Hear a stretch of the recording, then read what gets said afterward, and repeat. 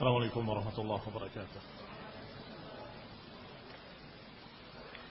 إن الحمد لله نحمده ونستعينه ونستغفره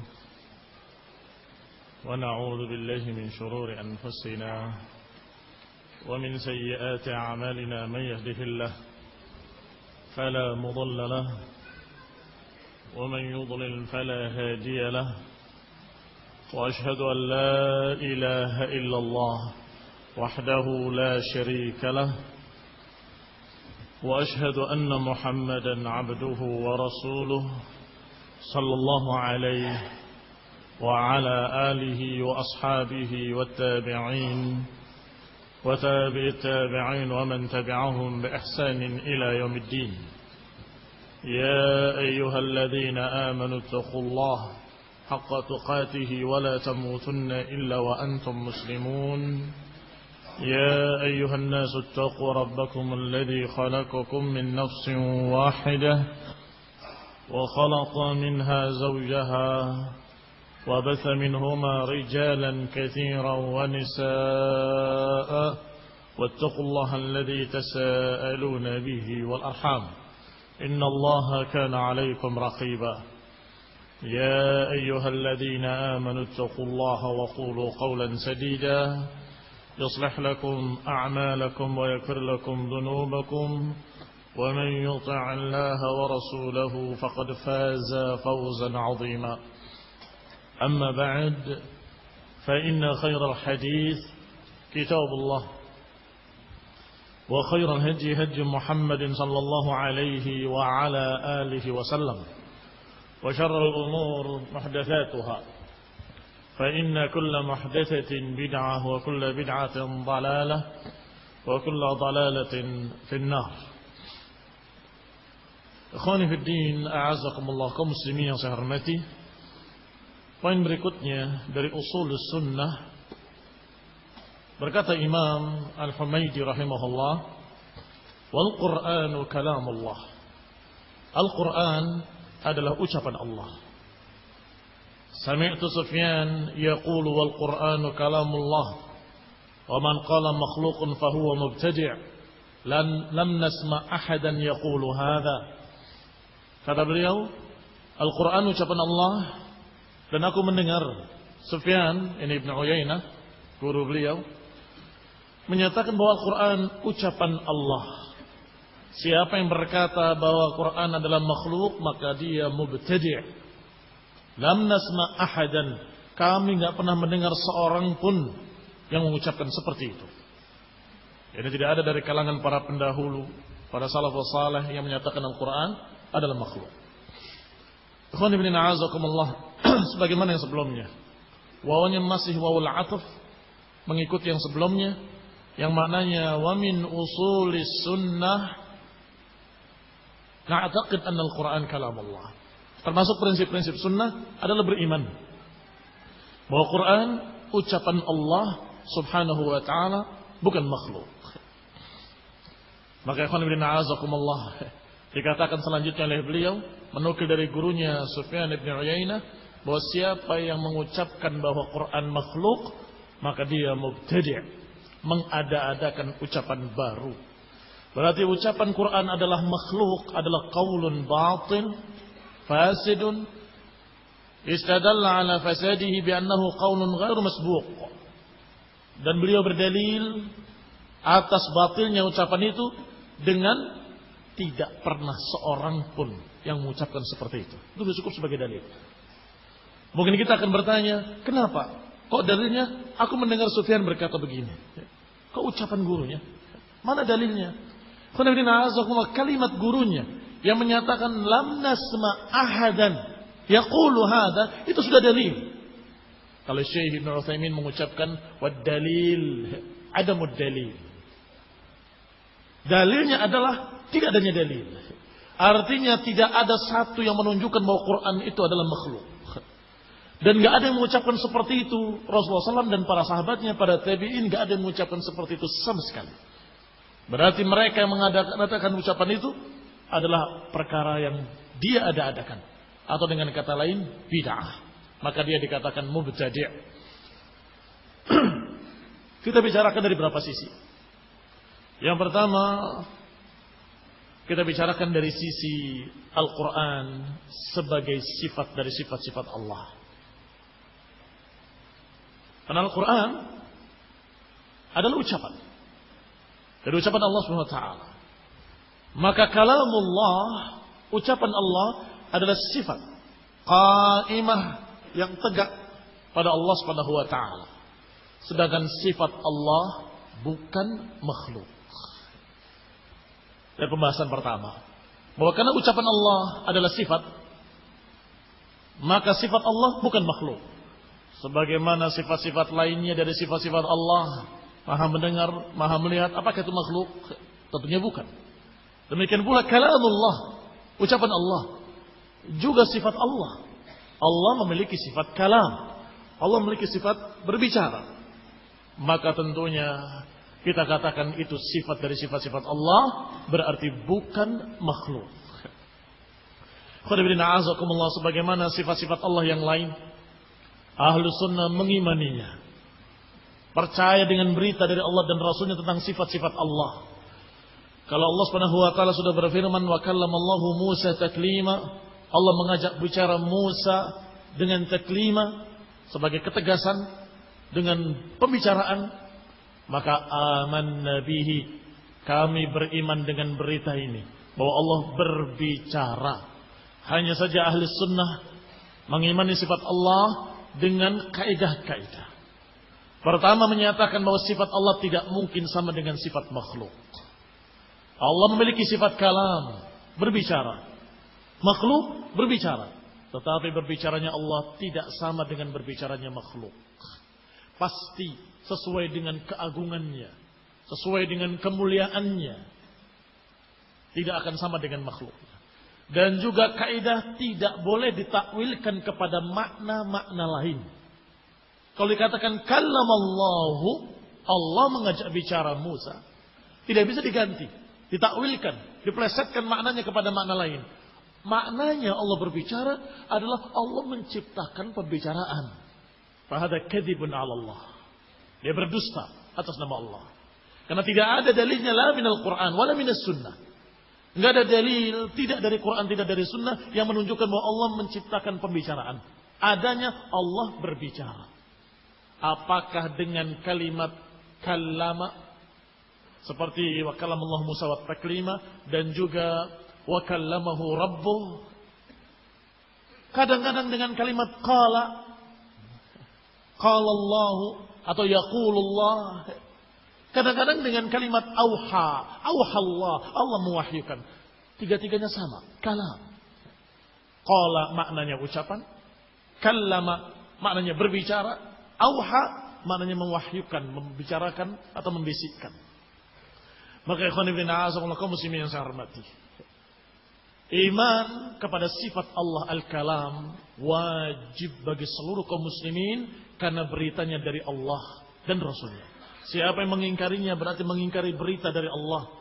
Siapa yang mengingkarinya berarti mengingkari berita dari Rasulullah sallallahu alaihi wa ala alihi wasallam. Wa hadzal Qur'an al-'azim sawa'an kana maktuban aw mahfuzan aw maqru'an aw masmu'an lil adhan, fa hadza kalamullah. Maka yang namanya Quran, apakah Al-Quran yang tertulis dalam mushaf-mushaf, atau Al-Quran yang dihafal oleh para penghafal-penghafal Al-Quran, atau Al-Quran yang dibaca oleh para imam-imam, ataupun Al-Quran yang didengar oleh telinga-telinga kita dari kaum muslimin, semuanya kalamullah. Minhu bada wa ilaihi ya'ud. Ikhwan fillah a'azakumullah kaum muslimin yang saya hormati. Ketika Allah Subhanahu wa taala menyatakan wa in ahadun, kalau ada seseorang istajaraka fa'ajirhu hatta yasma' kalam Allah. Ini dijadikan oleh Imam Ahmad sebagai hujjah, sebagai dalil ketika ada yang mempermasalahkan, iya kalau kalam Allah yang di Lauhul Mahfuz itu ucapan Allah Subhanahu wa taala, tapi yang dibaca oleh kaum muslimin, oleh imam kita di masjid, apakah itu ucapan Allah juga? Apa jawaban Imam Ahmad rahimahullah? Baca ayat Allah Ta'ala. Wa in ahad istajaraka, kalau ada seseorang yang minta perlindungan kepadamu, fa'ajirhu, berilah perlindungan, hatta yasma'a kalam Allah, agar dia mendengar ucapan Allah. Mimman yasma', kalau ada orang kafir minta perlindungan, minta suaka politik di negeri muslimin, kata Allah, fa'ajirhu, berilah perlindungan, hatta yasma'a kalam Allah, agar dia mendengar ucapan Allah. Kata Imam Ahmad, mimman yasma', orang kafir yang dilindungi tadi, dari mana dia dengar ayat Allah? Tentunya tidak langsung dari Allah kan? Tapi dari bacaan kaum muslimin di masjid-masjid, dari bacaan anak-anak yang menghafal Al-Quran, atau dari ceramah-ceramah para ulama, para dai, hatta yasma' kalam Allah. Ikhwan fillah a'azakumullah, maka itu cukup menunjukkan bahwa semua apakah yang dibaca oleh para imam-imam, atau yang ditulis di mushaf-mushaf, atau dicatat oleh murid-murid dalam buku-buku mereka, semuanya ucapan Allah. Dia sedang mencetak ucapan Allah. Orang ini sedang mencatat ucapan Allah. Dia sedang menghafal ucapan Allah. Imam sedang membacakan ucapan-ucapan Allah. Selesai. Mafhum dan mudah dipahami.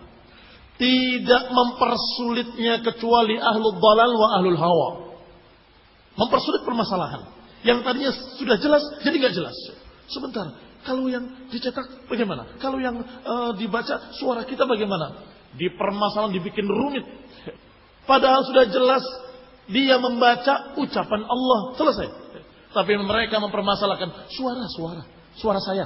A'udzu billahi minasyaitonir rajim. Alhamdulillahirabbil alamin. Nah, ucapan saya tadi makhluk bukan? Yang sedang kita bicarakan adalah yang kamu baca. Bukan mulutmu, bukan suaramu. Yang kamu bacakan tadi itu ucapan Allah SWT. Mafhum? Maka dikatakan oleh para ulama, fas-sautu sautul qari wal kalamu kalamul bari. Saya ulangi. Was-sautu atau fas-sautu sautul qari, suaranya suara si pembaca. Suara qari tadi, wa huwa makhluk, dan itu makhluk. Wal kalamul matlu kalamur rabbi, sedangkan ucapan yang dibaca tadi adalah ucapan Allah Subhanahu wa taala. Si fulan membaca ucapan Allah. Udah. Tapi kertasnya ini kan mushaf nih. Katanya kalamullah. Nanti kertasnya makhluk bukan ini. Tintanya makhluk bukan. Tidak muncul pertanyaan ini kecuali an maradhin. Tidak muncul pertanyaan tadi kecuali dari penyakit yang ada di hatinya. Ngapain mempermasalah-masalah kertas? Anak kecil aja paham bahwa itu makhluk. Ngapain bertanya tentang tinta? Kita semua paham kalau itu adalah makhluk. Yang sedang kita bicarakan apa yang ditulis di kertas itu dan apa yang ditulis dengan pena dan tinta tadi. Apa itu? Ucapan siapa itu? Ucapan Allah. Khalas, selesai. Itu yang kita maksud. Maka dikatakan oleh Ibnu Qayyim rahimahullah di dalam syairnya, dalam nuniyahnya. Kita lihat. Walaqad ata bisawabihi fi nadmihi man qala qaula al-haqqi ghayra jabani. Innal ladhi huwa fil masahif muthbatun bi anamil al-ashyakh wash-shubbani. Huwa qawlu rabbi ayuhu wa hurufuhu wa madaduna warraqu makhluqani.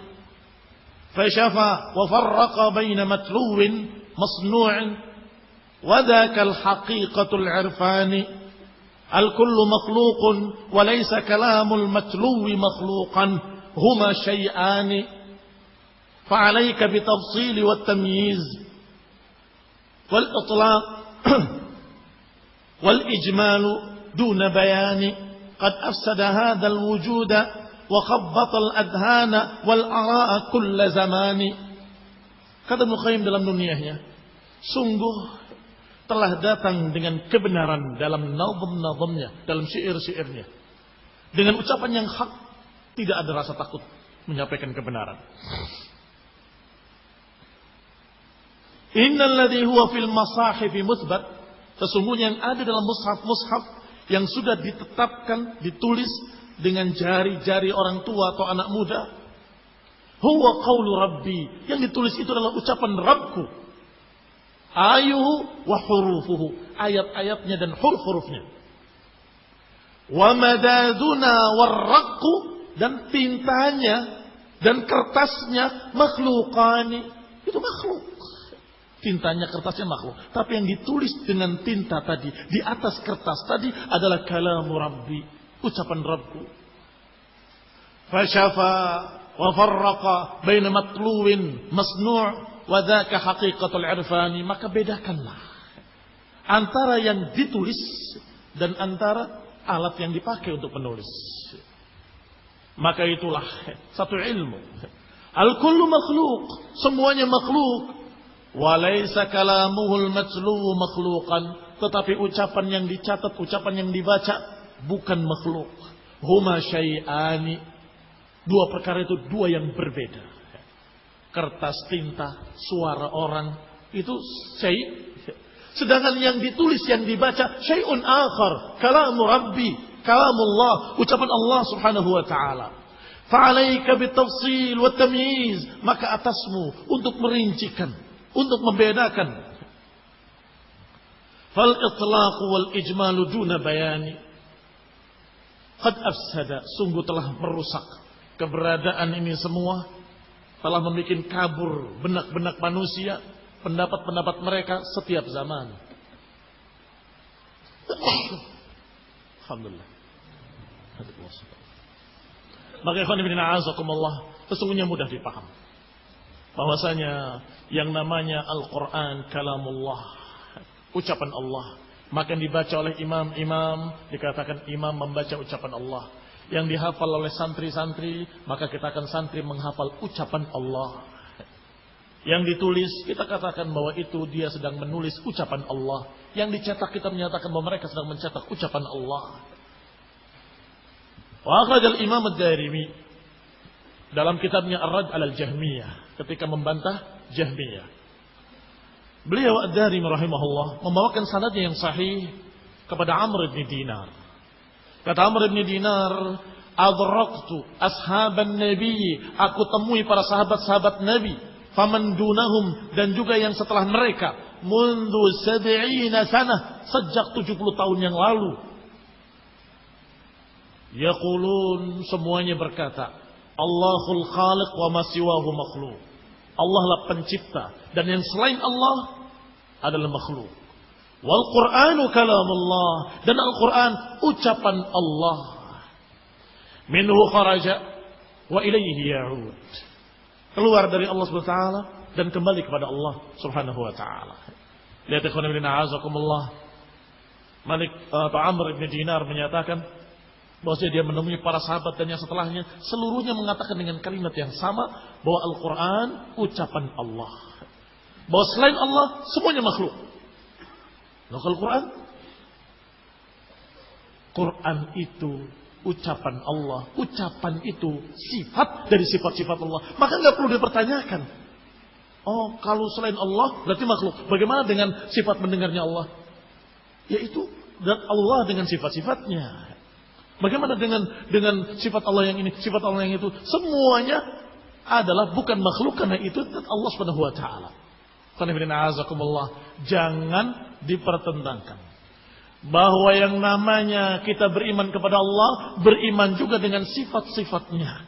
Kalau Allah Al-Khaliq, Maha Pencipta, bukan makhluk, maka sifat-sifatnya seluruhnya bukan makhluk. Di antara dalil-dalilnya disebutkan ucapan Allah Subhanahu wa taala dalam surat Al-Baqarah ayat 75. Afatatma'una an yu'minu lakum wa qad kana fariqum minhum yasma'una kalam Allah thumma yuharrifunah min ba'di ma 'aqaluhu wa hum ya'lamun.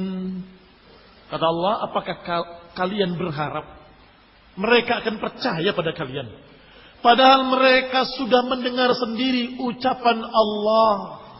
Ucapan Allah Subhanahu wa taala menunjukkan kalau Allah memiliki sifat kalam. Mereka mendengar sendiri ucapan Allah, kemudian mereka rubah, mereka ganti-ganti, mereka selewengkan maknanya. Padahal mereka telah paham. Ini tentang mereka Yahudi. Mendengar sendiri ucapan Allah, meminta pada Musa alaihissalam.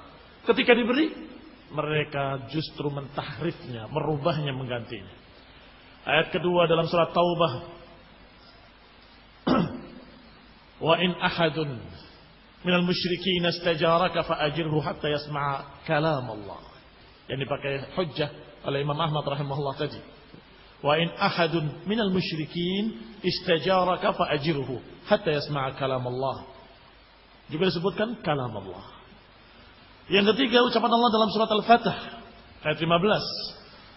سيقول المخلفون إذا انطلقتم إلى مغانم لتأخذوها ذرونا نتبعكم يريدون أن يبدلوا كلام الله. Akan berkata mereka yang tidak ikut berangkat berperang, akan berkata, jika kalian berangkat untuk mengambil ghanimah, pampasan perang,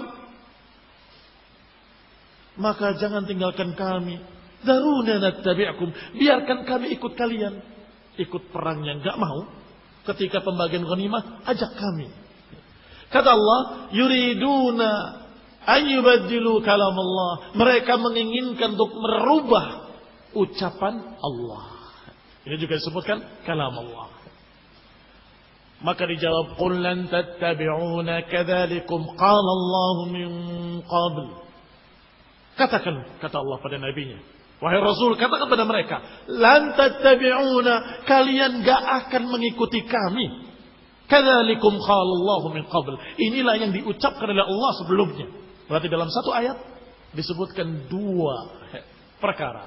Pertama, yubaddilu kalam Allah. Kedua, qala Allah min qabl. Kalimat qala Allah artinya Allah berbicara. Demikianlah yang Allah katakan dari sebelumnya. Fasayaquluna bal tahsudunana bal kanu la yafqahuna illa qalila. Bahkan mereka pasti akan berkata, kalian dengki pada kami.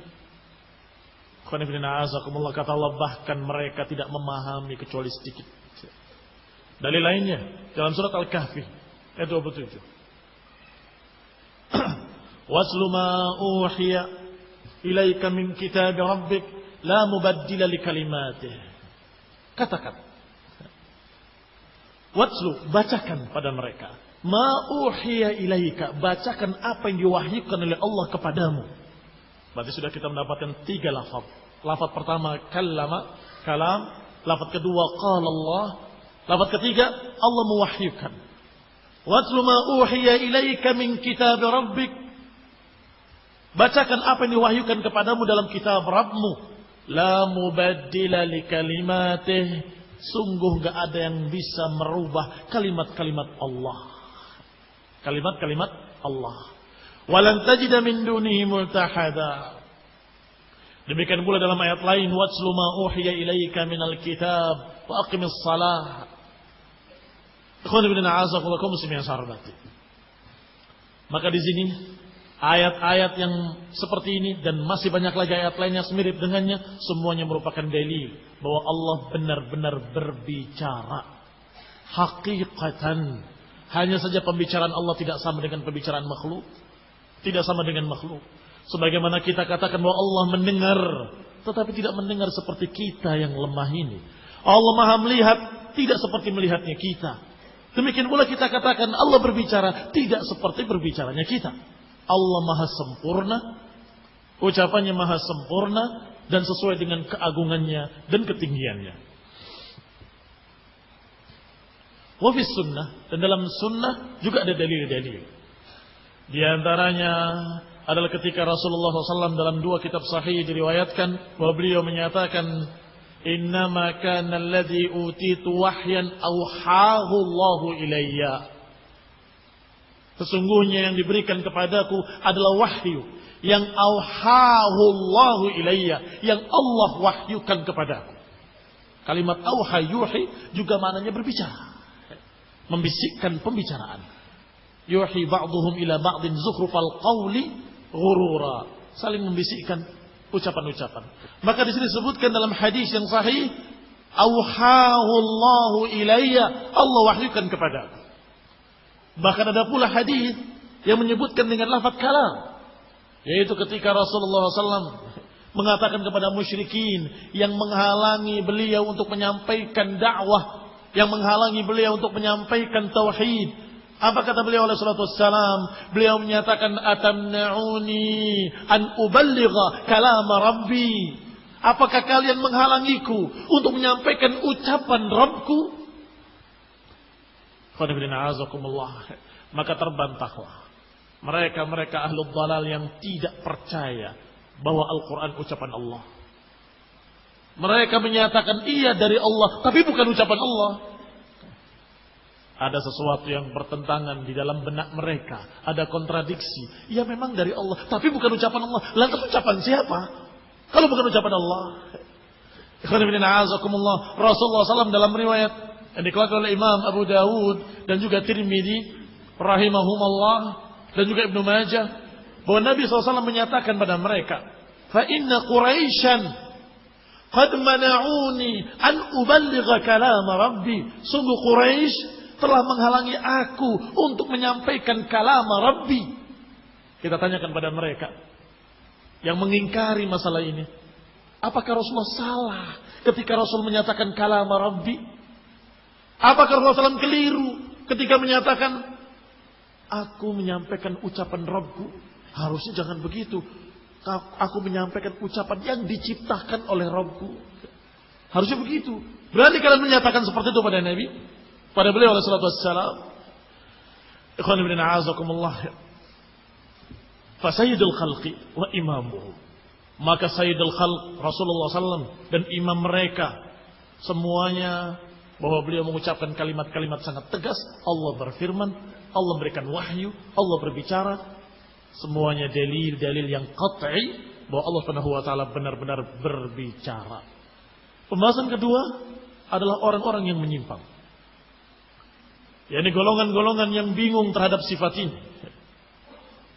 Yaitu mereka-mereka yang tidak mau percaya bahwa Allah Subhanahu wa taala benar-benar berbicara. Macam-macam.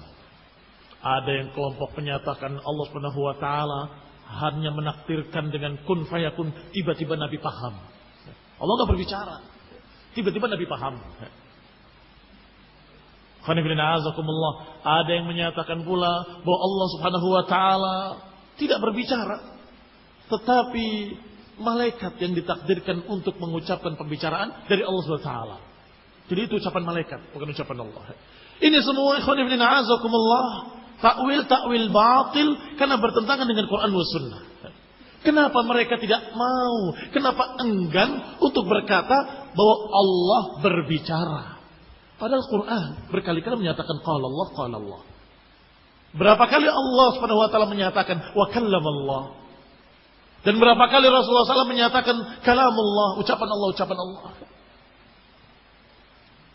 Al-Imam At-Tahawi rahimahullah, Abu Ja'far At-Tahawi menyatakan lamma aw'adallah bisaqar liman qala inna hadha illa qaulul bashar, in hadha illa qaulul bashar, alimna wa iqanna annahu qaulu khaliqil bashar. Kata Imam Abu Ja'far At-Tahawi, ketika Allah mengancam orang yang berkata ini tidak lain kecuali ucapan manusia, diancam oleh Allah dengan ancaman keras dalam surat Al-Muddathir. In hadza illa qaulul bashar. Apa selanjutnya? Sa'ulqihi saqar wa ma adraka ma saqar la tubqi wa la tadar lawahatun lil bashar 'alayha 19. Ketika ada yang berkata, dia berpikir dan menentukan, ternyata celakalah apa yang dia tentukan. Dia menyatakan ini tidak lain kecuali ucapan manusia. Kata Allah, sungguh akan aku masukkan dia ke neraka saqar. Kalau kamu apa neraka saqar, la tubqi wa la tadar, yang kamu akan kekal di sana, enggak akan berhenti selama-lamanya. Diancam karena menyatakan in hadza illa qaulul bashar, ini tidak lain kecuali ucapan manusia. Kata Abu Ja'far At-Tahawi, kalau orang yang menyatakan ini ucapan manusia diancam oleh Allah dengan neraka saqar, maka kita yakin, kita tahu berarti ini ucapan Allah, bukan ucapan makhluk. Karena Ibn Azam melihat istinbatnya beliau rahimahullah, kalau Allah mengancam orang-orang yang berkata bahwa ini ucapan manusia, maka kami tahu, alimna wa ayqanna, kami tahu dan kami yakin berarti ini ucapan benar-benar ucapan Allah, bukan ucapan makhluk, bukan ucapan manusia. Sisi ketiga bahwasanya inna asna' ma fiha maqulatul jahmiyah, bahwa yang paling jelek dari pendapat-pendapat mereka ahlul bid'ah, ahlul ahwa terhadap Al-Quran dengan takwil-takwil mereka, yang paling jeleknya adalah ucapan Jahmiyah. Annaha maqulatun kufriyah, ucapan Jahmiyah adalah ucapan kufur. Bahkan para ulama banyak yang mengkafirkannya. Imam Ibnu Qayyim rahimahullah menyatakan dalam nuniyahnya tadi, walaqad taqallada kufrahum 50 fi 10 min al-ulama'i fil buldani. Sungguh telah mengikuti dalam mengkafirkan mereka Jahmiyah 50 fi 10, 500 orang, 500 ulama yang mereka menyatakan bahwa Jahmiyah kafir. Ulama di negeri-negeri. Walillalikail imamu hakahu anhum bal hakahu qablahu at-Tabarani. Juga dihikayatkan pengkafiran mereka oleh Al-Lalikai, Imam Hibatullah, dalam kitabnya Ushul I'tiqad Ahlussunnah wal Jamaah. Hakahu qablahu at-Tabarani, dan juga dihikayatkan kafirnya mereka oleh Tabarani. Maka walaupun Imam Al-Humaidi menyatakan dari gurunya bahwa siapa yang menyatakan bahwa Quran makhluk adalah mubtadi', karena itu adalah ucapan baru yang tidak pernah diucapkan oleh mereka sebelumnya, oleh para ulama sebelumnya, la oleh para sahabat, wala oleh tabi'in, maka itu bid'ah muhdatsah.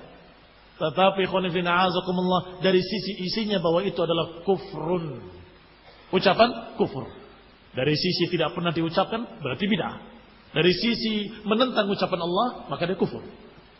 Sama ucapannya dengan ucapan orang kafir, tokoh kafir, Walid ibn Mughirah, yang menyatakan in hadza illa qaulul bashar. Ini tidak lain kecuali ucapan manusia. Astagfirullah. Dulu yang mengatakan seperti itu orang kafir musyrikin. Sekarang yang mengatakan seperti itu justru orang-orang yang mengaku muslimin. Bahkan punya buku tauhid risalahnya. Punya pondok tauhid. Tetapi ketika berbicara Quran makhluk. Quran itu bukan ucapan Allah, makhluk. Lah kalau bukan ucapan Allah, kalau makhluk, apakah sempurna? Tidak ada makhluk yang sempurna. Berarti Quran tidak sempurna. Inna lillahi wa inna ilaihi raji'un. Benar kata beliau, kata Ibnu Qayyim dan para ulama, bahwa ucapan itu ucapan kufur, sehingga Jahmiyah dikafirkan oleh para ulama. Masih banyak poin-poin yang belum kita sampaikan, mungkin separuhnya barangkali. Kalau halaman dalam kitab syarahnya pas separuh persis. Mudah-mudahan ada kesempatan untuk kita bertemu kembali untuk membahas sisanya. Barakallahu fikum. Bismillah. Ustaz, nasihati ana agar aku bisa istiqomah di jalan Allah, karena aku sekarang ini berkuliah di tempat umum di mana ikhwan dan akhwat bercampur baur di dalam satu ruangan. Nasihatnya adalah bahwa istiqamah itu dengan doa dan dengan usaha. Doanya kepada Allah untuk minta istiqamah terus. La tuzigh qulubana ba'da idh hadaitana wa hab lana min ladunka rahmah. Dan juga usaha cari tempat yang lebih baik, yang lebih aman dari ikhtilaf. Nah, semoga Allah Ta'ala mengabulkan doamu. Bisakah kita merubah takdir yang telah ditakdirkan sebagai ahli neraka? Doa bisa merubah takdir. La yardul qada illa doa. Tidak bisa merubah takdir kecuali doa. Dan tidak bertentangan dengan dalil-dalil yang menunjukkan bahwa takdir di Lauhul Mahfuz tidak bisa berubah. Karena ada beberapa takdir-takdir yang diputuskan oleh Allah di malam Lailatul Qadar. Ada takdir-takdir yang diputuskan di rahim-rahim ibu-ibu kita ketika kita masih di kandungan. Ada yang dicatatkan di sana. Maka Allah Subhanahu wa taala mengabulkan doa seseorang dan dirubah takdir-takdir tadi, dan semuanya sudah tercatat di Lauhul Mahfuz bahwa orang ini akan berdoa dan akan dirubah begini. Sehingga kata para sahabat, Aku tidak berpikir tentang masalah dikabulkannya, tapi aku berpikir apakah aku diberi taufik untuk berdoa. Yang aku pikirkan, apakah aku diberi taufik untuk bisa berdoa. Karena kalau orang itu sudah dicatat sebagai orang yang begini dan begitu, Allah takdirkan dia tidak sempat doa, sehingga tidak berubah. Maka yang kita berharap semoga kita mendapatkan taufik untuk bisa berdoa. Orang yang beriman dengan takdir akan selalu berupaya karena dia tidak tahu takdir saya seperti apa, maka dia selalu takut kepada Allah, selalu gelisah, meminta ampun pada Allah, beribadah, terus berupaya. Dan itu adalah hikmah beriman kepada takdir. Wallahu taala a'lam.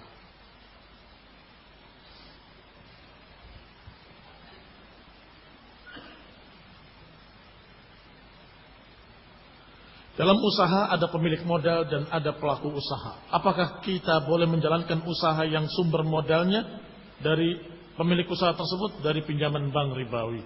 Kalau kita tahu bahwa itu adalah dari pinjaman bank ribawi, maka jangan kamu ikut membantunya, jangan kerjasama dengannya, jangan kamu ikut-ikutan bersamanya. Karena Allah menyatakan yamhaqullahu riba wa yurbis sadaqah. Allah akan mencabut barakahnya riba dan Allah akan mengembangkan sedekah. Percuma, ngapain kamu usaha kalau ternyata dicabut oleh Allah barakahnya? Nah, barakallahu fikum.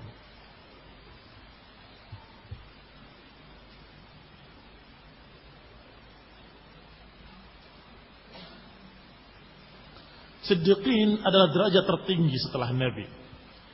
Apakah para siddiqin hanya khusus untuk Abu Bakar Siddiq saja? Atau sahabat yang lain? Atau bahkan ulama lain tidak dapat derajat siddiqin ini? Dengan istilah siddiqin dalam bentuk jamak, itu menunjukkan ada yang lain.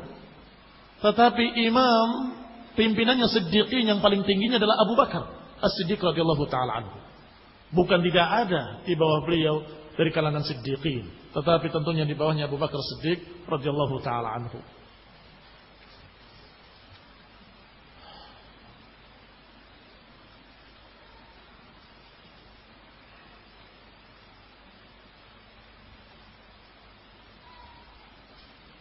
Bismillah. Ustaz, tolong sebutkan nama-nama ulama ahlu sunnah yang masih keturunan Rasul. Maksudnya dulu apa sekarang? Kalau dulu banyak, sekarang saya tidak tahu yang mana. Mungkin ada, tapi saya tidak tahu. Tidak tahu bukan berarti tidak ada, kan? Nah, kalau dulu banyak. Dari imam pimpinan Ahlul Bait Ali bin Abi Thalib, dan kemudian dari turunannya ada Muhammad ibn al-Hanafiyah, juga ada sekian banyak imam-imam setelahnya yang dari kalangan Ahlul Bait. Nah, bagaimana caranya agar dapat ikhlas dalam menuntut ilmu? Kata Imam Ahmad rahimahullah, yang paling aku rasakan sulit, yang paling sulit aku rasakan adalah memperbaiki niat. Harus terus dijaga. Berbeda dengan syarat wudu ketika sholat. Kalau mau sholat, wudu dulu, kemudian sholat. Artinya syaratnya harus wudu, nggak wudu nggak sah. Maka kerjakan di awal wudu, kemudian sholat. Tetapi kalau niat, itu bukan hanya di awal. Terus, ya, sampai selesai harus dijaga. Setelah selesai, masih tetap harus dijaga. Jangan saya tadi sholatnya begini loh. Berubah lagi keikhlasannya. Sehingga harus dijaga terus menerus, setiap saat. Jadi ikhlas adalah syarat diterimanya amalan. Tetapi syaratnya bukan syarat ibtidai, tapi syarat tatabbu'i, kata para ulama. Bukan syarat ibtidai, bukan syarat di awalnya saja, tapi syarat yang tatabbu'i, terus diikuti dan diiringi dengan niat yang saleh dan ikhlas tadi. Dan tentunya untuk menambah keikhlasan, selalu mengingat-ingat tentang akhirat yang Allah beritakan, atau yang Rasulullah SAW sampaikan dalam hadis-hadis yang sahih. Dengan kata lain, dengan tambahnya ilmu, semakin yakin akan bertambah keikhlasan insyaallah ta'ala.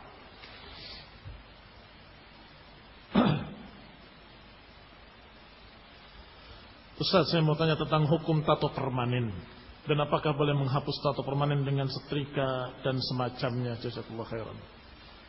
Tato yang permanen haram hukumnya, bahkan dilaknat. La'anallah al-washimat wal mustawshimat.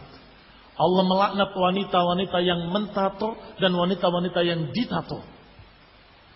Memang dulu yang mentato perempuan, yang ditato juga perempuan. Maka laki-laki yang bertato, di samping dia berdosa dengan tatonya, dia tasyabbuh bin nisa, menyerupai para wanita, banci, menghiasi dirinya dengan tato. La'anallahu al-washimat wal mustawshimat.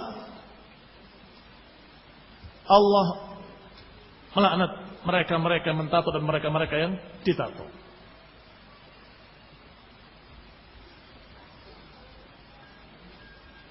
Dan juga an-namisat wal mutanammisat, yang mencabut bulu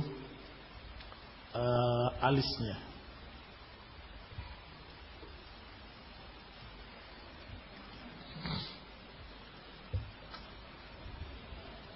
Apakah boleh menghapusnya dengan setrika? Yang jelas harus dihapus dengan apa yang bisa menghapus. Belakangan ya.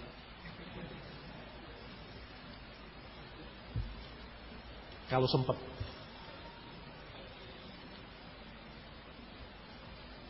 Ustaz, bagaimana menanggapi pernyataan bahwa perkara tahdzir adalah perkara ijtihadiyah? Namun kaidah ini mereka bawa kepada permasalahan Ihya-ut-Taras Ali Hasan Ruhaili, perkara lainnya yang sebenarnya sudah ada para ulama yang berbicara dengan permasalahan tersebut. Seorang kalau di hatinya ada penyakit, ada hawa, dia akan beralasan dengan 1001 macam alasan.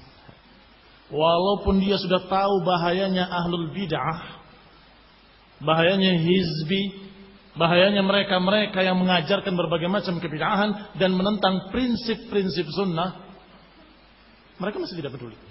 Itu kan ijtihad. Taib, saya tanya, apakah ijtihad itu berarti kita boleh pilih mana yang enak? Tidak bisa. Saya tanya, alhamdulillah berkesempatan untuk tanya kemarin kepada Syekh Muhammad bin Hadi. Ya Syekh, apakah kalau para ulama masih berbeda pendapat tentang sesuatu seperti tentang Ihya-ut-Taras, apakah boleh kita untuk memilih dan kita dalam keadaan saling hormat menghormati apa yang kita berbeda? Ditarik tangan saya dan dikatakan oleh Syekh Muhammad bin Hadi, isma, dengar, bahwa perselisihan para ulama, ijtihad para ulama, ma huwa batil, ma huwa haqqun wa batil, ma huwa bid'ah wa sunnah, ma huwa rajih wa marjuh. Yang mana ini maksud? Jadi ucapan tadi, ucapan mereka itu mujmal, tidak jelas. Kenapa tidak jelas? Karena yang namanya perbedaan para ulama, ijtihadnya mereka macam-macam. Ada ijtihad para ulama yang sampai yang ini hak, yang ini batil. Seperti pendapatnya beberapa ulama dari madhab Hanafi yang menyatakan bolehnya menikah tanpa wali, tanpa saksi. Jadi kita tidak apa-apa menghormati para Syiah begitu, untuk nikah tanpa wali, tanpa saksi di kamar hotel. Astagfirullah. Tidak bisa. Yang namanya perbedaan para ulama, walaupun ijtihad, kadang-kadang bisa jatuh ke dalam perkara bid'ah. Ini ijtihad para ulama, ijtihad para ulama. Tapi yang ini jatuh pada bid'ah. Mungkin apa enggak mungkin? Ketika dibaca matan aqidah tahawiyah tentang sifat Allah Taala qadimun bila ibtida, kalimat qadim, Syekh Albani mengomentari dalam ta'liqnya bahwa ini sifat bid'ah muhdatsah.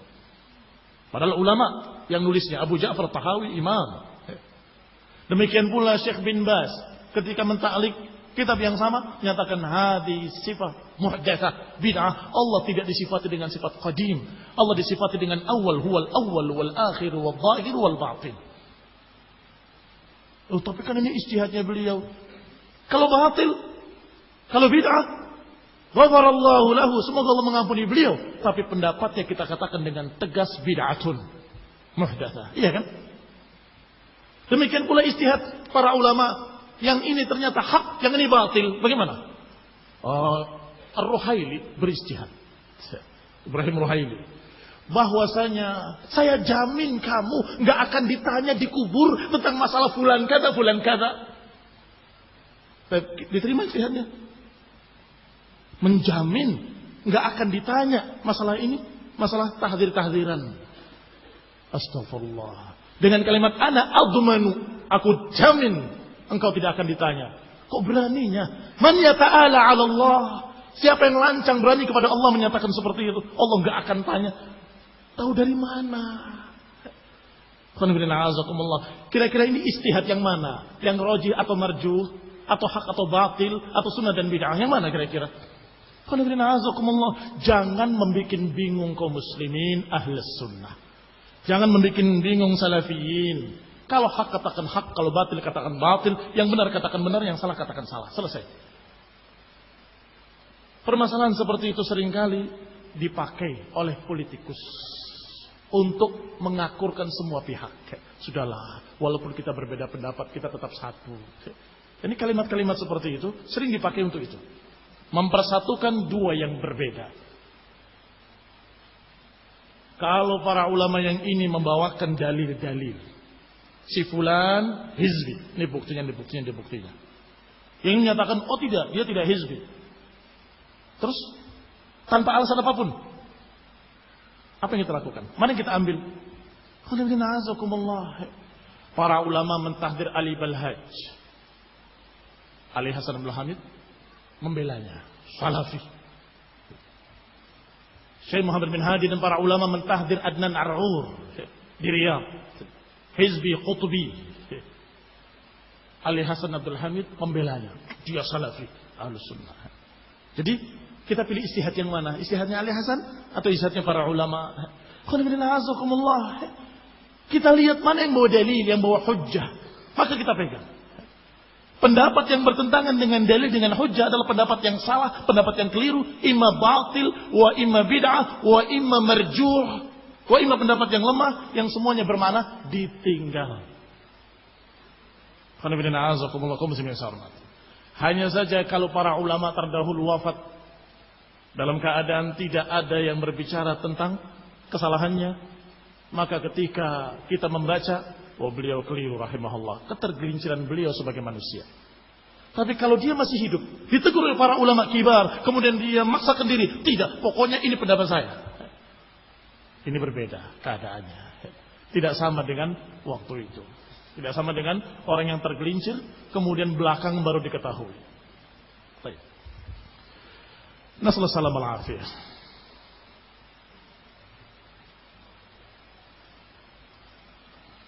Bagaimana kalau kita punya teman karib dari kalangan Jamaatut Tabligh? Diajak untuk kembali pada sunnah, diajak untuk meninggalkan tarekat sufiyah, diajak untuk meninggalkan kebid'ahan yang ada pada Jamaatut Tabligh. Tinggalkan kelompoknya, tinggalkan golongannya. Kalau mau, alhamdulillah. Kalau tidak mau, aku tidak bisa lagi bersahabat denganmu. Iya kan? Nah.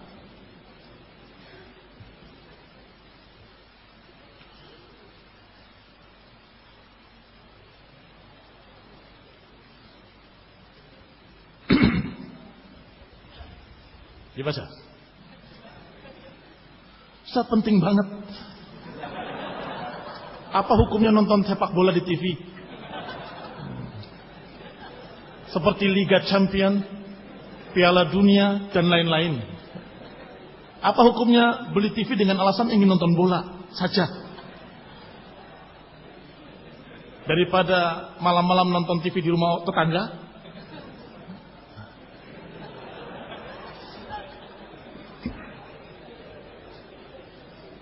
Berarti ada berapa pertanyaan itu? Ada 2 pertanyaan. Pertama, pertanyaan beli TV-nya. Yang kedua adalah pertanyaan tentang masalah sepak bolanya. Wallahu ta'ala alam tentang masalah nonton sepak bola ini. Paling tingginya adalah perkara yang sia-sia. Ada sesuatu yang lebih baik dari itu. Lagun. Baik. Adapun kalau kemudian sampai dia mengorbankan dengan hartanya beli TV segala macam untuk itu, saya nggak yakin kalau cuma nonton TV, tonton bola saja. Nah, yang lebih parah dia akan lihat. Nah,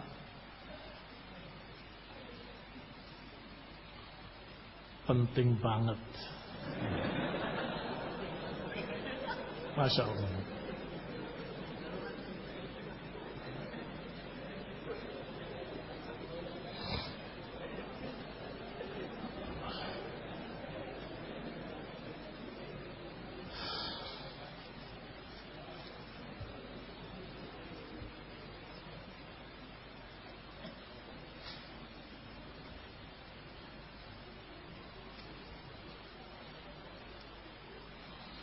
Nah, banyak pertanyaan yang perlu, tetapi sudah jam 5.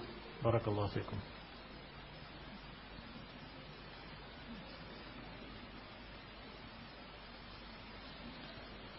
Jazakumullah khair. Assalamualaikum warahmatullahi wabarakatuh. Subhanakallahumma wa bihamdika, la ilaha illa anta, astaghfiruka wa atubu ilaik. Assalamualaikum warahmatullahi wabarakatuh.